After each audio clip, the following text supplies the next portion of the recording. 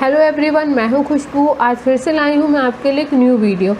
आज के इस वीडियो में मैं आपको बताने वाली हूं कि सेल्फ़ स्टडी किस तरह से की जानी चाहिए, या जो भी स्टूडेंट्स हैं जो कोचिंग नहीं कर रहे हैं तो वो किस तरह से घर पे रह के एग्ज़ाम की तैयारी कर सकते हैं। और कभी कभी ऐसा होता है कि वो डिमोटिवेट हो जाते हैं कि नहीं, मुझसे नहीं हो पाएगा क्योंकि मैं घर से प्रिपरेशन कर रहा हूँ तो मुझसे तैयारी नहीं हो पाएगी। तो उसके भी कुछ ऐसे मैं आपके लिए सॉल्यूशंस लेके आई हूँ जिससे कि आप इजीली घर पे रह के बोर भी नहीं होंगे, ना ही आप डिमोटिवेट होंगे। आप इजीली कॉम्पिटिटिव एग्ज़ाम की तैयारी कर सकते हैं। कुछ ऐसे ही इंपॉर्टेंट पॉइंट्स लेके आई हूँ, तो प्लीज़ ये वीडियो आप एंड तक ज़रूर देखिएगा। और जो भी मेरा वीडियो फर्स्ट टाइम देख रहे हैं, सो प्लीज़ आप मेरे चैनल को लाइक करें, सब्सक्राइब करें एंड शेयर करें।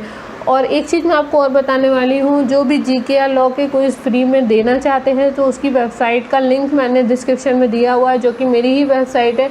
सो आप वहाँ पे जाके इजीली क्विज़ अटेंड कर सकते हैं। सो चलिए स्टार्ट करते हैं।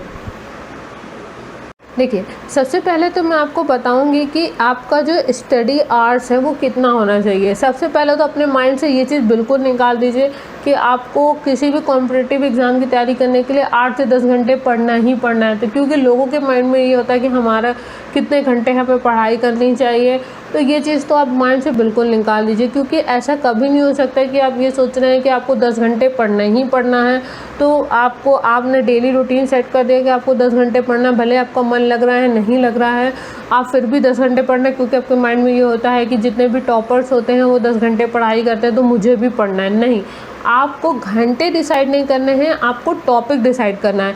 जैसे कि आपने किसी भी कॉन्स्टिट्यूशन का फॉर एग्जांपल, या आपने आईपीसी का, या फिर आपने किसी भी जीके के सब्जेक्ट का एक टॉपिक या एक चैप्टर उठा लिया और आपने ये डिसाइड कर लिया कि आज की डेट में मुझे ये टॉपिक, ये चैप्टर पूरा फिनिश करना है, ठीक है।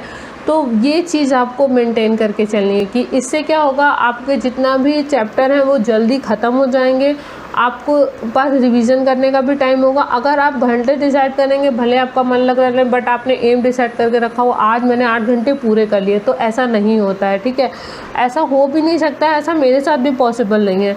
तो मेरा क्या है कि मैं क्या करती हूँ, मैं अपने टॉपिक लेके चलती हूँ कि आज के डेट में मुझे ये टॉपिक ख़त्म करना है। तो इससे आपको बहुत ज़्यादा ईजी हो जाता है, ठीक है। और आपके माइंड पे एक प्रेशर भी रहता है कि हाँ, मुझे ये टॉपिक आज ख़त्म करना है। और जब आप वो टॉपिक ख़त्म कर लेते हैं तो आपके माइंड, आप रिलैक्स मोड पे हो जाते हैं कि चलिए मैंने आज एक टॉपिक अपना ख़त्म कर लिया है। तो क्योंकि होता क्या है ना, जब हम बुक की इंडेक्स उठा के देखते हैं तो हमारे पास इतने ज़्यादा टॉपिक होते हैं तो हम घंटे के हिसाब से सोचते हैं। नहीं, आप टॉपिक के हिसाब से सोचें, हो सकता है आपका वो टॉपिक 4 घंटे में भी ख़त्म हो जाए, तो आप कहीं ना कहीं एक रिलैक्स मोड पे रहेंगे, ठीक है। तो ये चीज़ तो आपकी पहली चीज़ ये हो गई कि आपका जो घंटे हैं वो घंटे ना होके आप उसको टॉपिक में चेंज कर लीजिए, ठीक है। क्योंकि कुछ टॉपिक 2 घंटे में भी ख़त्म हो जाते हैं, कुछ टॉपिक आपके 4 घंटे में भी ख़त्म हो जाते हैं।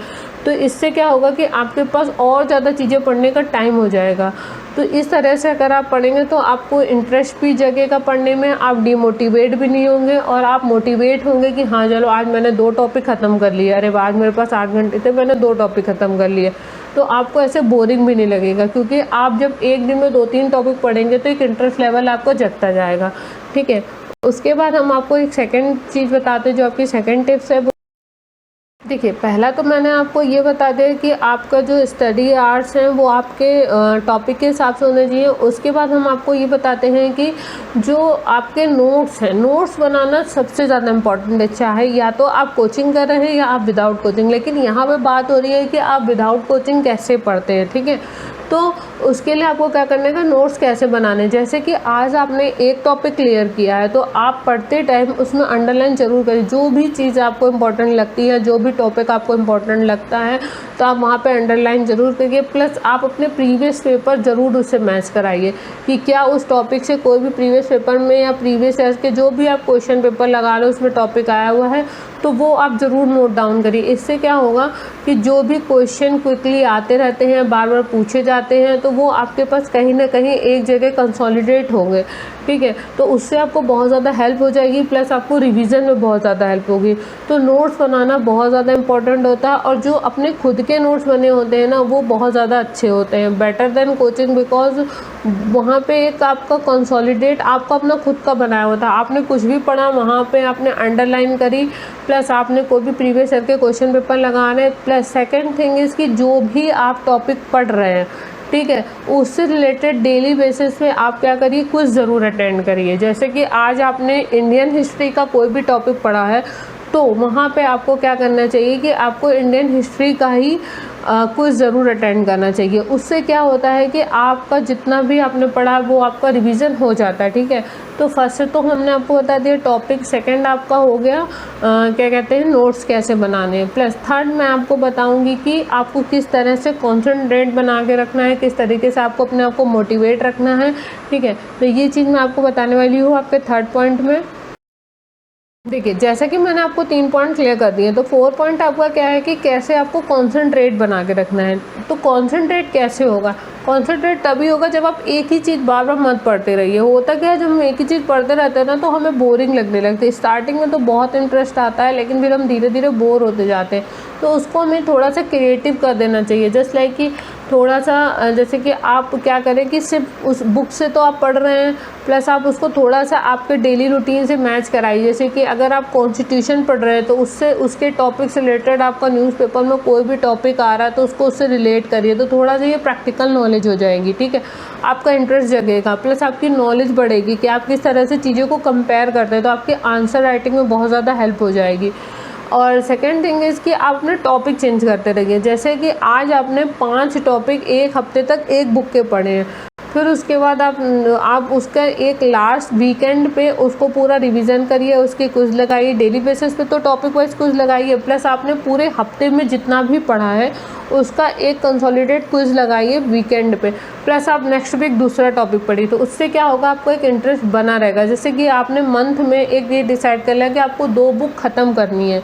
ठीक है, तो आपका क्या हो जाएगा कि आपका एक मोटिवेशन भी जगा रहेगा, प्लस आपका रिवीजन भी होता रहेगा, आपके नोट्स भी बन चुके होंगे, और प्लस अगर आप वीकली सब्जेक्ट चेंज करते रहेंगे, अगर आपने मंथली 2 सब्जेक्ट भी चूज़ कर लिए तो आपका इंटरेस्ट बना रहेगा। ठीक है, और सबसे पहले कोशिश करिए कि जो भी आपके बड़े टॉपिक है उनको पहले फिनिश कर दीजिए, तो एक जो बर्डन होता है ना वो ख़त्म हो जाता है। क्योंकि अक्सर क्या होता है कि स्टूडेंट इसलिए डिमोटिवेट हो जाते हैं सेल्फ स्टडी में, क्योंकि वो चैप्टर्स देख के बहुत ज़्यादा डर जाते हैं।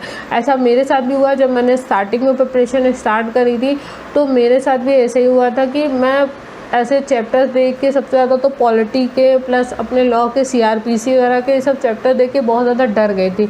लेकिन फिर मैंने क्या करा कि बड़े टॉपिक को पहले ख़त्म करना शुरू करा, क्योंकि छोटे टॉपिक को ख़त्म करने से एक मोटिवेशन नहीं आता, बस एक खुशी मिलती कि हाँ मैंने ख़त्म कर दिया। बट बड़े जब हम बुक्स को ख़त्म करते हैं तो हमारे अंदर एक मोटिवेशन आता है।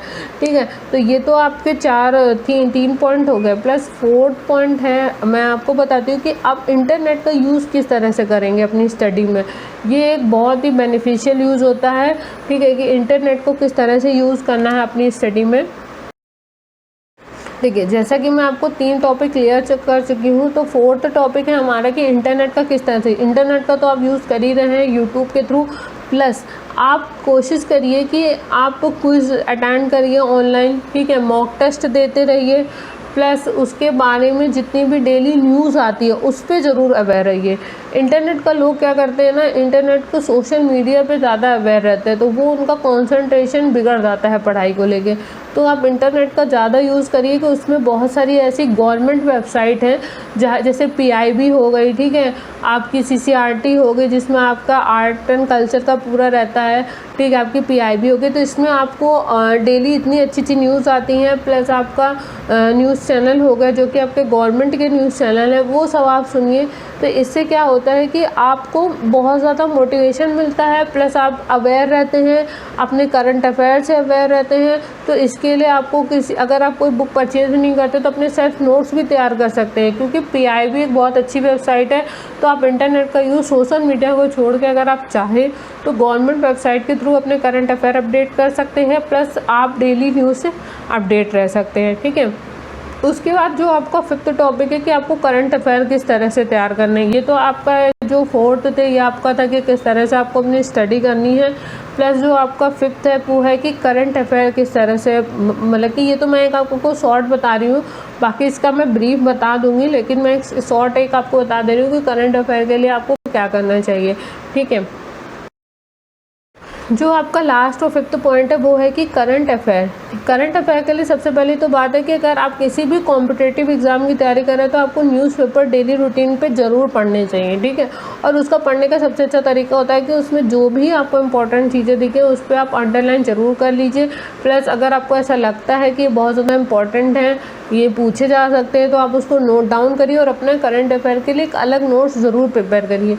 प्लस आप मंथली मैगज़ीन ज़रूर पढ़ते रहिए, क्योंकि हो सकता है कि कुछ चीज़ें आपसे मिस हो गई हों जो कि आप नोट ना कर पाए हो, तो वो आपकी मंथली मैगज़ीन से कवर हो जाएंगी। लेकिन अगर आप कोई भी एस्पिरेंट हैं गवर्नमेंट जॉब के, तो प्लीज़ आप न्यूज़पेपर रीड करना ना भूलें। वो आपके हर एक एग्ज़ाम में इम्पॉर्टेंट होता है, क्योंकि बहुत सारे ऐसे लो लेवल के भी एग्ज़ाम होते हैं जिसमें आपका हर चीज़ में खेल कूद इन सब के बारे में पूछा जाता है, जिसके जनरली क्वेश्चन जो हैं न्यूज़पेपर में दिए ही होते हैं। तो प्लीज़ आप करंट अफेयर से अपडेट रहने के लिए, न्यूज़ से अपनी जीके अच्छी रखने के लिए आप न्यूज़पेपर ज़रूर पढ़ते रहिए, और इससे एक प्रैक्टिकल नॉलेज भी आपको आती रहती है।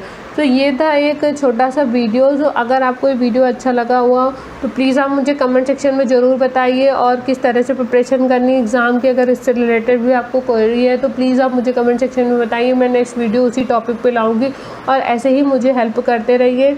और thank you so much for watching this video.